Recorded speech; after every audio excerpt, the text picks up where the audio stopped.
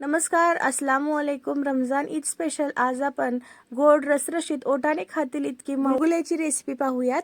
वजनी आणि वाटी प्रमाण हवं असेल तर डिटेल रेसिपी करिश्माज मेजवानी या यूट्यूब चॅनलवरती अपलोड आहे, नक्की पहा। किंवा तुम्ही गुलगुले रेसिपी बाय करिश्माज मेजवानी असं सर्च करून देखील पाहू शकता।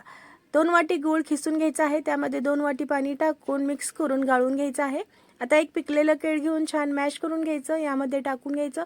त्यानुसार सुका खोबरा, काजू, बदाम आपल्या आवडीनुसार टाकून घ्यायचं। गुलगुले कुरकुरीत होण्यासाठी 2 चमचे रवा आणि 2 चमचे दही टाकून घ्यायचं। अर्धा चमचा खाण्याचा सोडा आणि चिमूटभर मीठ टाकून घ्यायचं आहे। सोबत 1 चमचा वेलची पूड, 2 चमचे बडीशेप हातावरती चोळून टाकायची, म्हणजे चव छान लागते खाताना। त्यासोबत खसखस देखील टाकून घ्यायची आणि 2 चमचे तूप टाकून घ्यायचे। तुपाने अगदी मऊ असे हे गुलगुले बनवून तयार होतात। छान असं मिक्स करून घेऊया। आता यामध्ये विना चाळता गव्हाचं पीठ टाकून घ्यायचं आहे। पहिले 2 वाटी टाकून घेतलेलं आहे, त्यानंतर 1 वाटी टाकून घ्यायचं, म्हणजे टोटली 3 वाटी गव्हाचं पीठ टाकून घ्यायचं। छान असं मिक्स करून घ्यायचं आणि जवळजवळ 5 ते 6 तासांसाठी हे पीठ भिजत ठेवायचं आहे।